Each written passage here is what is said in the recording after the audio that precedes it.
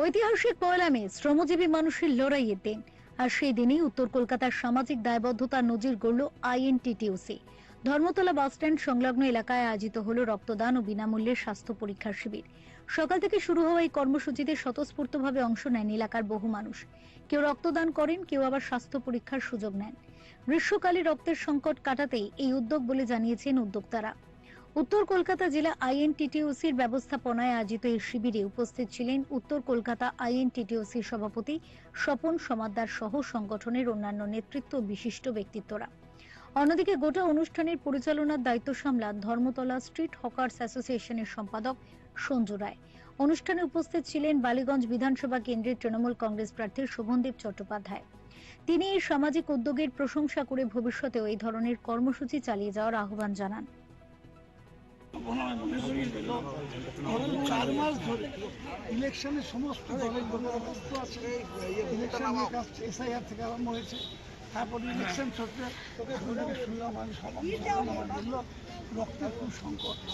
আজকে আমি 3টে রক্তদান করলাম। একটা করলাম আমার পার্টি অফিসে চলছে, ইউনিয়ন থেকে করছে।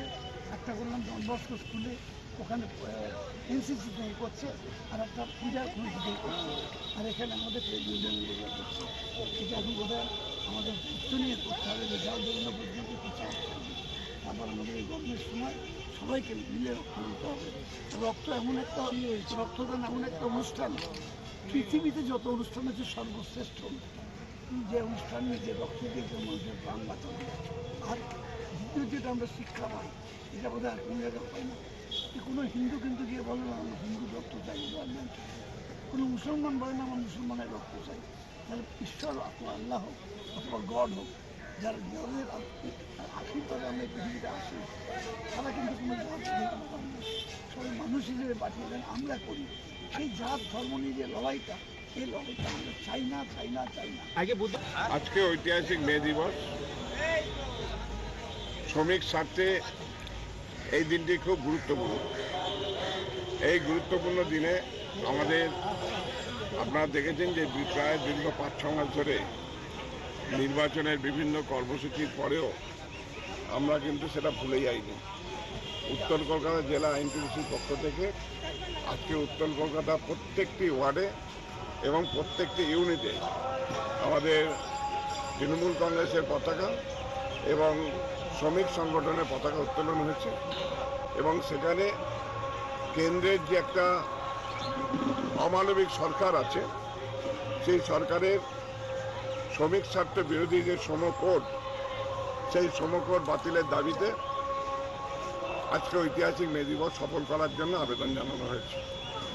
শ্রমিক স্বার্থে মমতা বন্দ্যোপাধ্যায় যে সামাজিক সুরক্ষা প্রকল্পগুলো করা হয়েছে, সেই সামাজিক সুরক্ষা প্রকল্পগুলো উত্তর কলকাতার প্রত্যেকটি শ্রমিক ভাইদের কাছে এবং তার পরিবারের কাছে পৌঁছে দেওয়া যায়, তার সংকল্প গ্রহণ করা হয়েছে।